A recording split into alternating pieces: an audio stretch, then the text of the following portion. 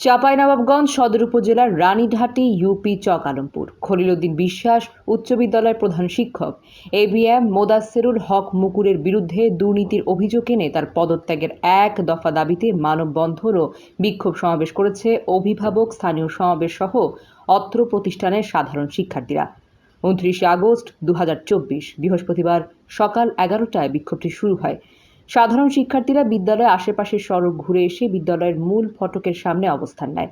পরবর্তী সময়ে আন্দোলনরত শিক্ষার্থীরা শিক্ষা প্রতিষ্ঠানের ভেতরে প্রবেশের চেষ্টা করলে প্রধান শিক্ষকের নির্দেশে ভেতর থেকে তালা লাগিয়ে তাদেরকে আটকানোর চেষ্টা করা হয়। সেখানে থাকা শিক্ষার্থীরা উত্তেজিত হয়ে জোরপূর্বক ভিতরে প্রবেশ করে বিক্ষোভ উত্তাল হয়ে ওঠে পুরো বিদ্যালয় প্রাঙ্গণে।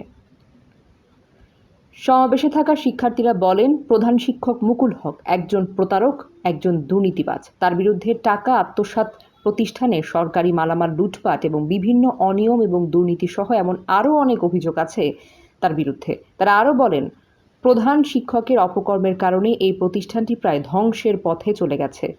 আমাদের শিক্ষা ব্যবস্থার পরিবেশ ভালো নেই।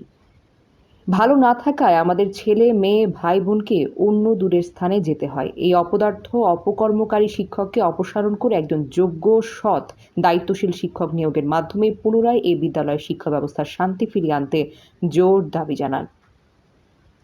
ঘটনার খবর পেয়ে অতি দ্রুত এখানে বাংলাদেশের সেনাবাহিনী, বিজিবি সহ আইন শৃঙ্খলা রক্ষাকারী বাহিনীর সদস্যরা ঘটনাস্থলে উপস্থিত হয়ে উত্তেজিত শিক্ষার্থী এবং শিক্ষকদের সাথে কথা বলে ঘটনার সঠিক তদন্ত করে দায়ী ব্যক্তির বিরুদ্ধে আইনি ব্যবস্থার আশ্বাস দেন এবং আইন শৃঙ্খলা রক্ষাকারী বাহিনীর সদস্যরা।